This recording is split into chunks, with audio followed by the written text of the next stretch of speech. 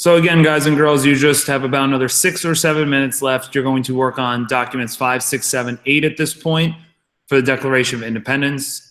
We will briefly go over them generally, and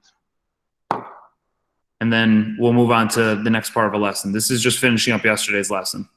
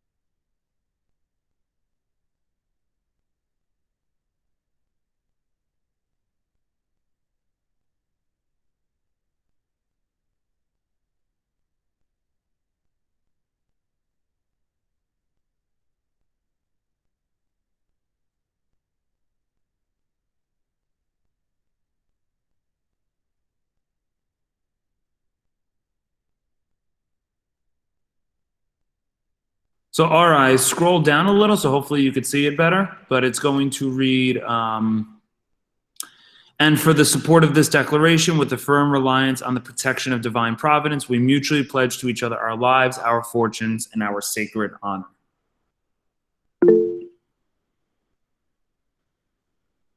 No problem.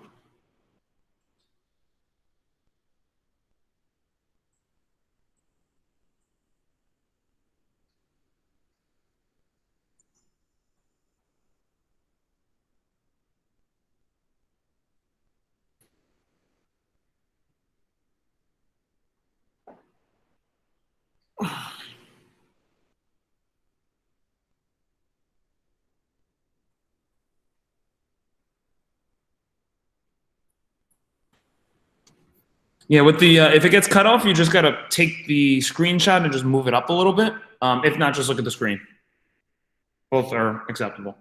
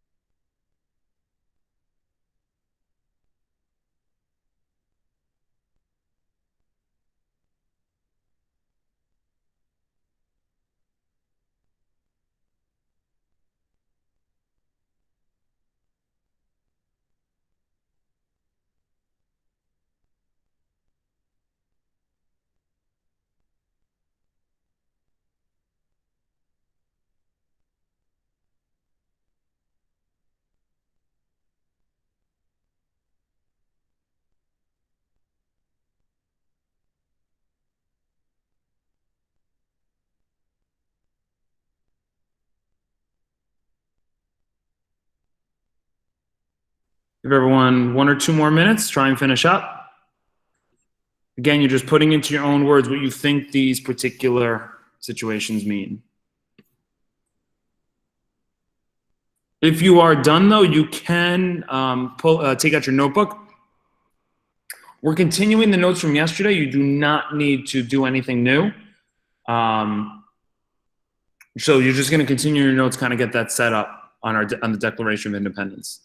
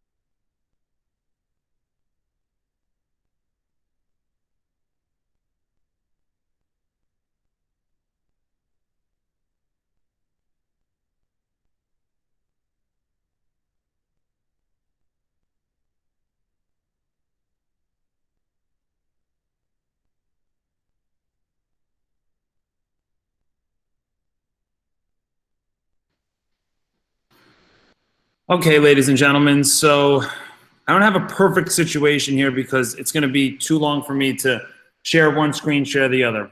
Within the next 15 to 20 minutes, I'm going to post an answer key for the Declaration of Independence boxes so you can kind of re-go over it. Each box is important in its own way, so you can always check it to help you when you're studying. Your first quiz in this class, if you didn't see in the boxes, is yeah, Muhammad, it's okay. We'll go over it. 8's not the most important one. We'll go over it in general though.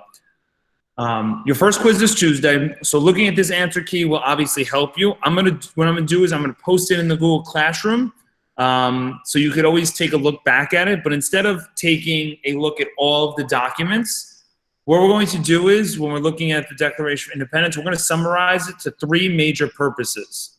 So what I'm going to do now is I'm going to share my other screen, and we're going to finish yesterday's lesson, okay, because it's a day-and-a-half lesson, with this. So let me make sure this tab is sharing correctly. Of course, it's not. So I'm going to have to stop. Bear with me. Again, you're just going to take out your notebook. And, yeah, or I can go over it, sure.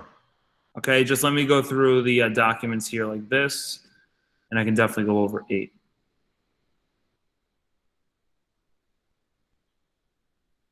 All right, let's give that a shot. All right, so notice how I don't really go through the in your own words part of each document. You need to just understand that I'm going to share the answer key with you at the end of this lesson, so you could always go back and look. But here is the overall general sense and the major meanings from the Declaration of Independence. All right, so what everyone probably knows that's living in this country or has been through any type of education system knows number 3. So that's actually the one I'm going to start with. Most people know the Declaration of Independence from the fact, and this is something you learned in 7th grade, that the American colonists will now have their own country free from the British rule. They're going to declare their independence. They're going to fight in the American Revolution, all right, to gain their independence from Great Britain. All right, that is the major meaning of it. That's why July 4th is known as Independence Day. So that is like the very basic understanding of the major meanings of the Declaration of Independence.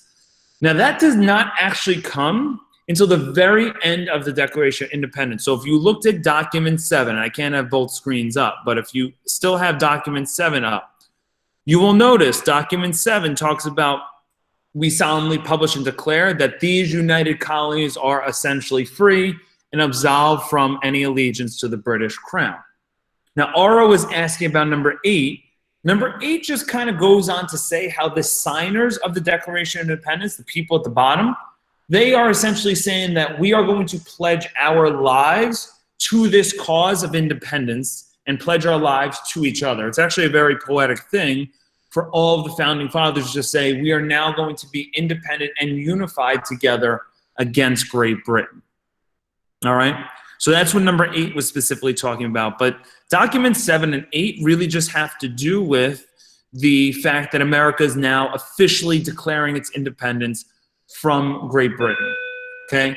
This does not have to do with the laws. This does not have to do with how our country is going to operate. They're just simply saying we are no longer a part of Great Britain. It is essentially a breakup letter. Okay? We're not going to be run by Great Britain. All right? And this is our reasons for it. All right? So that comes at the very end. The entire Declaration of Independence, okay, the first 20% of the text is dealing with the first part. All right, and the first part is now more of the Regents' information you need to understand, and this deals back to things from the Enlightenment. So number 1, the Founding Fathers explain what they think to be the main purpose of government. They explain that government should not be there granting rights to people.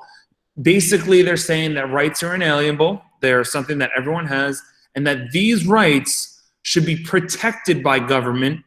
They are not given by government, okay? As a teacher, okay, I am not the ones that are going to give you your rights. Your rights are something that you have sitting in class. They're, you know, if you want to say God-given, they're inalienable. They're something that everyone has, all right?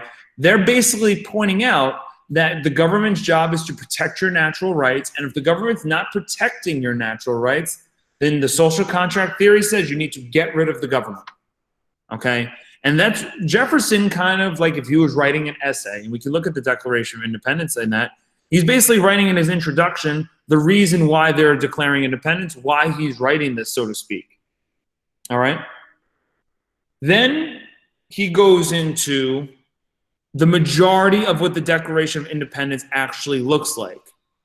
Okay? The majority of the Declaration of Independence, okay, and I wish this was something we were doing in person because I could be holding the Declaration of Independence and I could show you that a majority of it, like 70% of it, the body paragraphs, you might say, deal with number 2. They are basically going to put their evidence, okay, if we're speaking in essay terms, right? They're going to put their evidence and list all of the problems that King George III and Great Britain has done to the colonists. So you saw in documents 4, 5, and 6, right? He has the standing armies in place. He talks about the usurpations, the injuries that King George III is causing to all of the colonists. He talks about how far away they are and the taxes and mercantilism. They list all of the problems that we discussed last week in this class, and they're making it very obvious the reasons why they're declaring independence, essentially. Okay? The most important things you need to know for the Regents, though, are part 1, right here, and part 3. Part 2 doesn't come up as much, but it is something that I have seen, so we need to make sure we know it. So the Declaration of Independence goes just beyond, this is our breakup letter with King George and Great Britain. It goes beyond explaining why our government was put into place, why we're getting rid of the British government. You know, we talked about yesterday where I closed my eyes and I talked about the certain inalienable rights were endowed by the Creator. We talked about that whole line, how impactful that is. That still lasts today. We're still trying to live up to that credence. You know, all men, all people are created equal.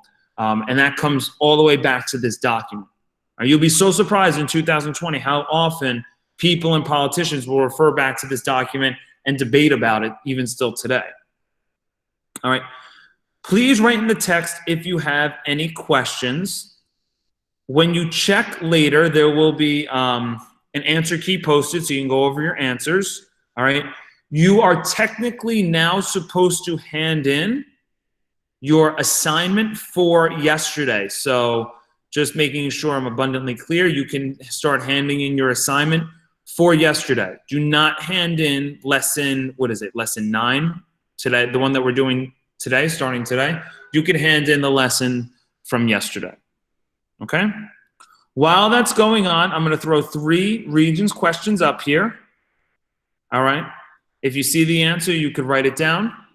They're all pretty straightforward. I think you'll get a sense the Declaration of Independence is a major topic that comes up on the Regents, and it's just a major topic in American history, of course.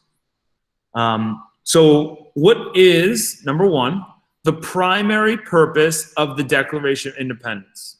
Okay, so the primary purpose of the Declaration of Independence was it one, establish a basic set of laws, two, strengthen colonial ties and relationships with England, three, state the reasons needed for the American Revolution, four, demand freedom of speech and of the press.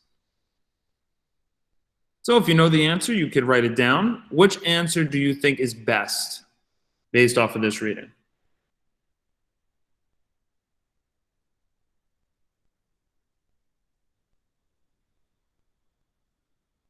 What is a primary purpose of the Declaration of Independence? Navaya says one. Navaya, good try.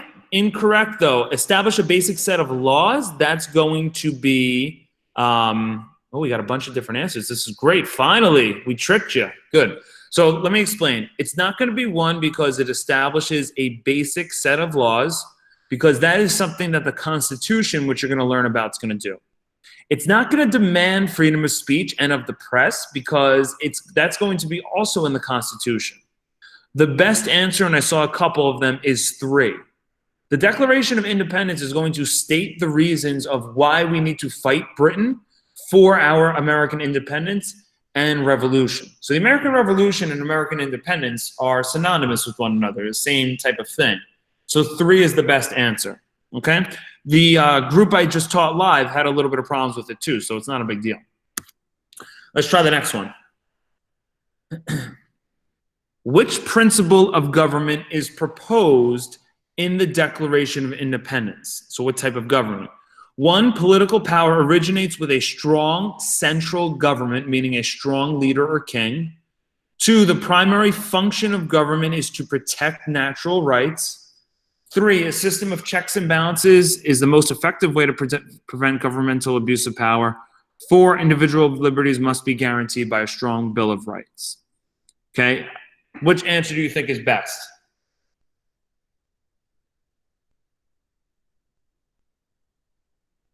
I see a couple threes. I see a couple twos. Another three. Oh, we're starting to trick you. A lot more twos. Two is the correct answer. Very nicely, guys. Our primary function of a government, no matter if you have a king or a queen or if you're a republic, the primary function of government is for a government to make sure your rights are being protected. Make sure your right to life is being protected. Make sure you're having your freedoms. That is the primary function of government according to the Declaration of Independence. It can't be three. Checks and balances would be the correct answer for maybe, let's say, the Constitution, which we haven't gotten to yet. All right, but two is definitely the best answer. Last one here. One of the principles stated in the Declaration of Independence is that government should what? Is it one, guarantee economic equality among citizens? Two, have unlimited power to rule the people? Three, be based upon the consent of the governed? Four, be led by educated citizens. Nice, we got a bunch of threes coming in. Excellent. There's that consent of the governed term. Consent of the governed is another word for essentially saying that people give their choice to have the government do what they want with them. Okay? If the king is telling you what to do, that is not consent of the government. You need to give your consent via voting or give your consent to the legislators to pass laws on your behalf. Okay? Consent of the governed is people giving their consent to being ruled, basically. All right. So now what we're doing is we're going to transition to a new day of social studies. And this is going to be another day and a half lesson sort of thing. So we have one new focus question with one slide of notes, and then we're going to start doing some review videos via Oversimplify. We're just going to get started with it. We're going to do a couple questions, and then we're going to finish this up tomorrow. All right? So focus questions at the top here. I would suggest it's best for today to make a T-chart, okay? Meaning we're going to look at the strengths and weaknesses of both armies. So when this war gets started, we're going to look at some of the battles soon. When this war gets started, what benefits does the American group have versus what groups does the Great British group have, and what are their strengths and weaknesses? So you're going to set up a T-chart. You're going to try and copy this all down. I'm going to give you about 5 total minutes to do it. I'm going to be quiet so you can concentrate. All right, and then in about 2 minutes or so, I'm going to start talking over the notes so it makes sense.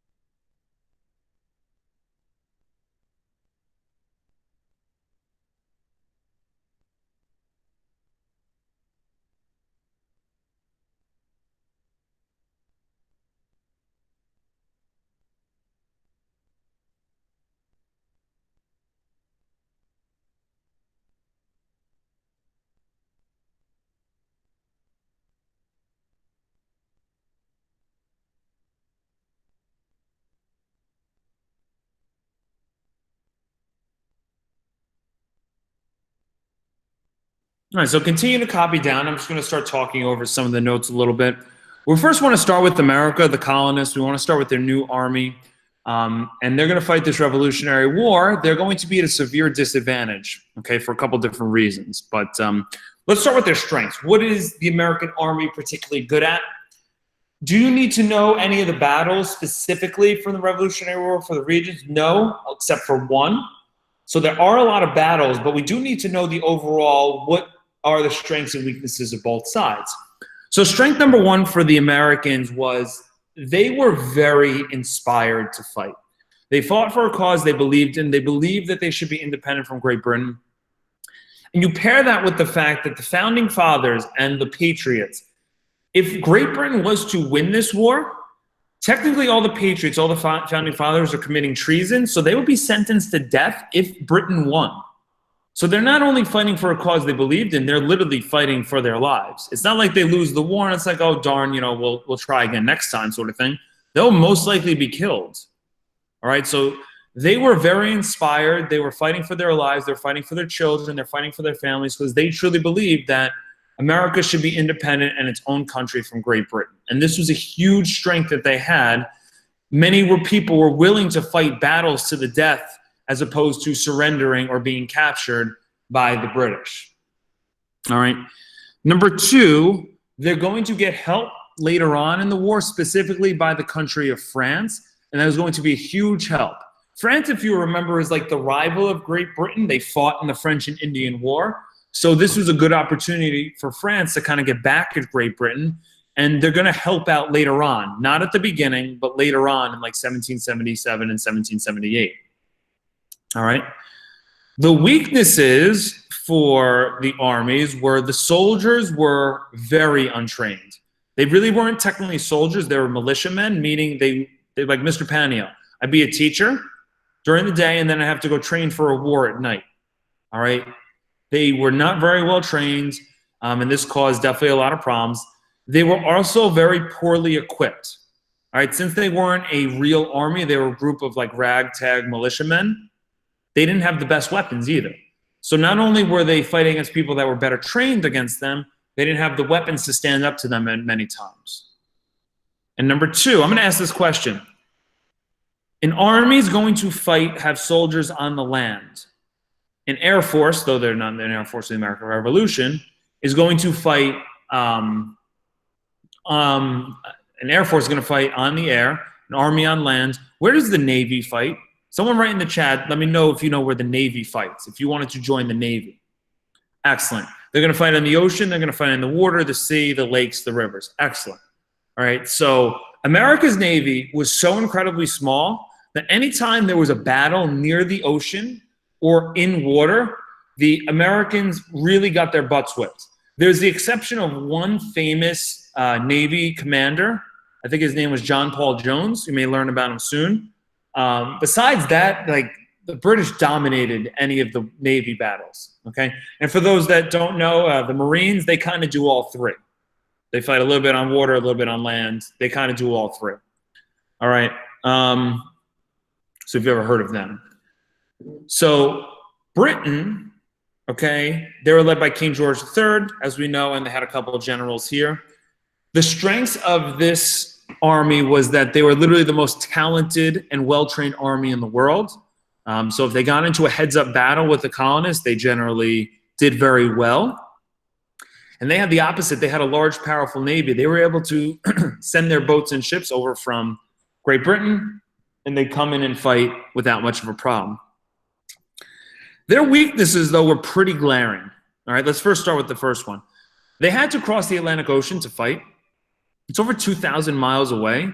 They had to bring supplies. They had to bring soldiers. They were not fighting on familiar land.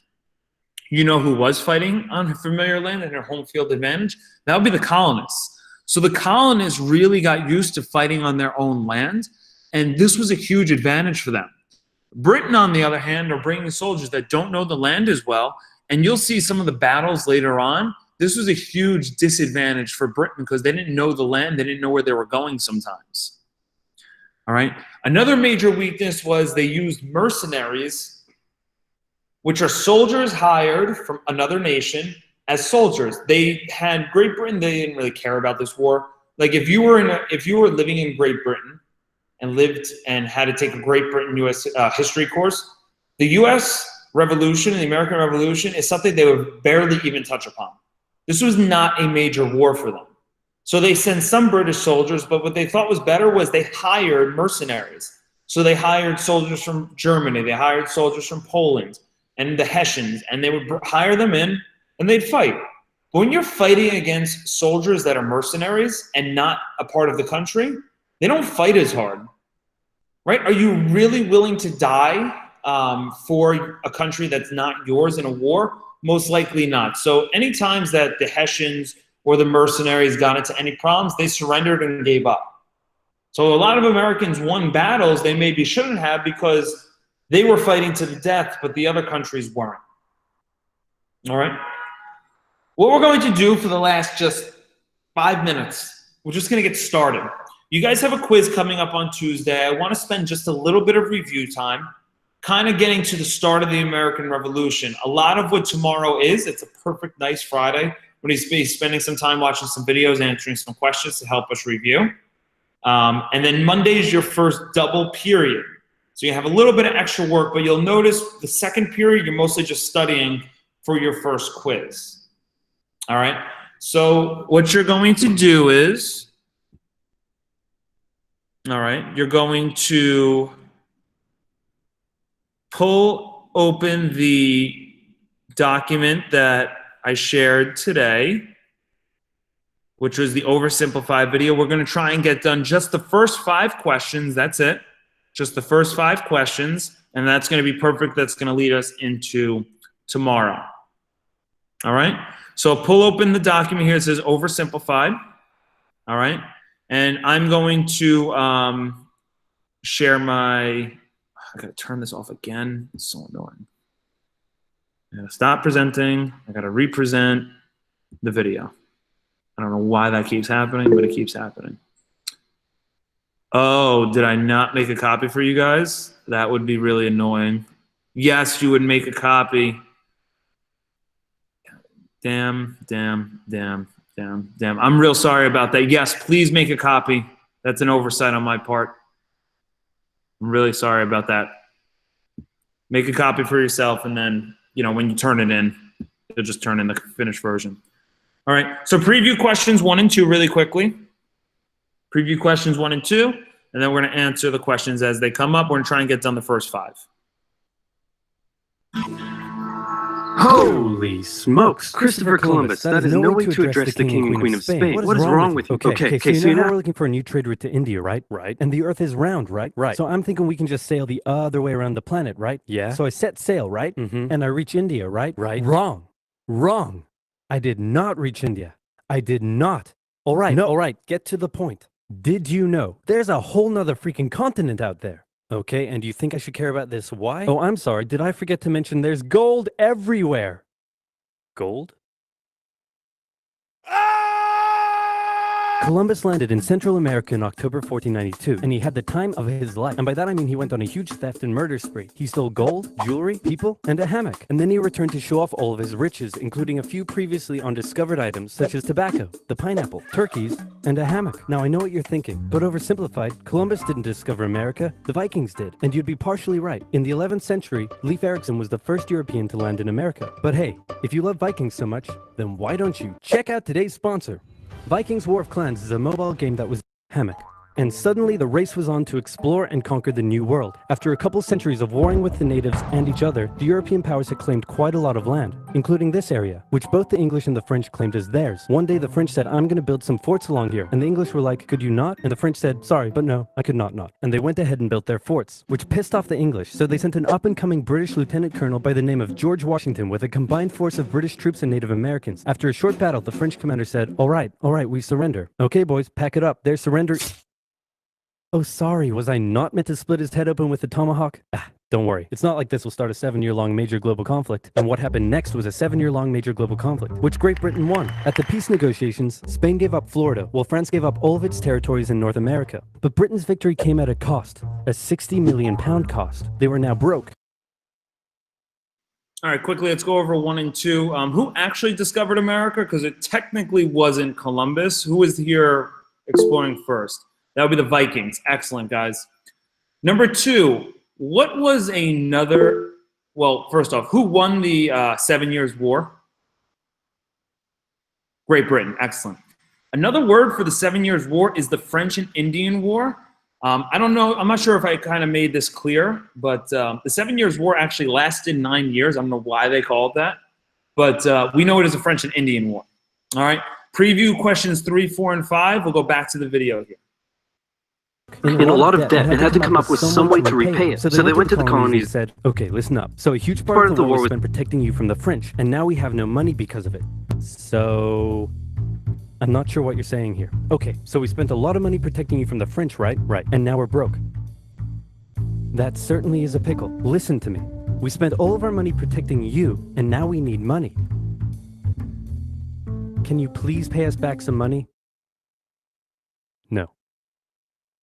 Okay, we're just going to go ahead and tax you. In 1764, Britain introduced the Sugar Act, forcing the colonists to import sugar and molasses exclusively from the British and to pay duties on them. Then a year later, they introduced the extremely controversial Stamp Act, and it worked a little something like this. Hello, shopkeep. Hello, Mr. Bungleberry. Here's the deed for your new shack. Stamp. That'll be 3 pence, please. Wait, what was that? It's the new tax. I get a stamp on any paper or documentation I make, and you have to pay for it. Would you like to see this pamphlet that explains everything? Yes, please. Okay. Stamp. 2 pence, please. This is awful. You know what? Just give me a deck of cards so I can go gamble my pain away. Okay. No.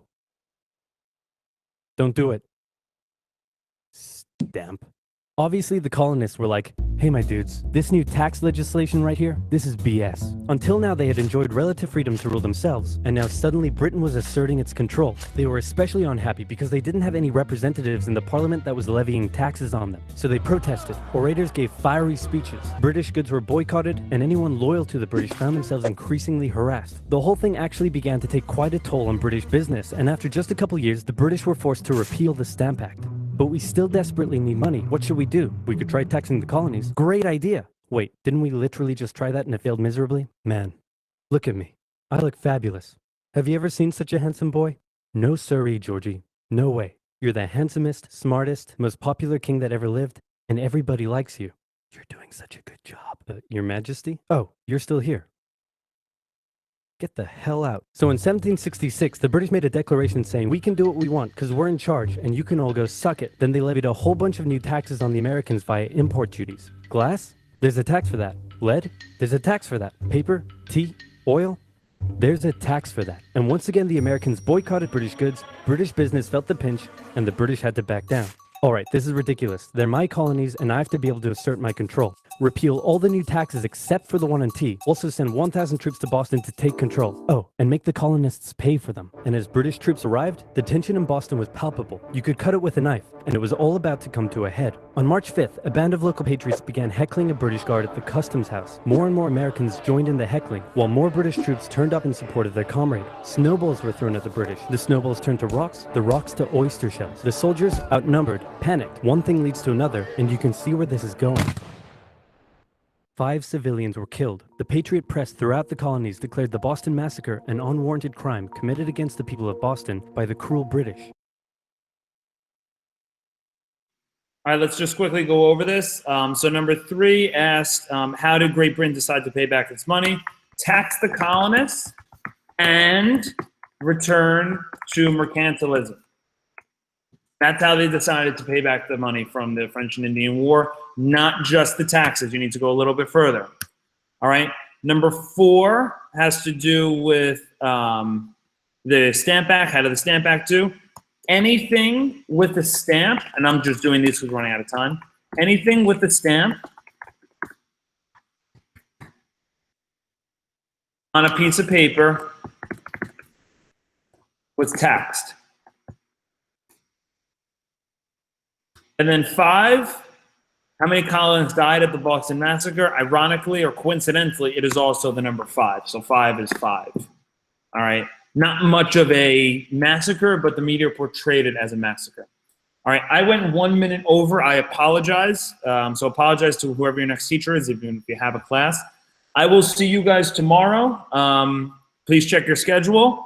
And we'll be continuing a lot of this video, so make sure you have the sheet. You don't need to turn anything in if you're an 8A1, 8C1, and 8D1. All right? I'll see you guys later. Have a good rest of your day. Yeah, Jadalyn, and if you're an 8D7, you're good.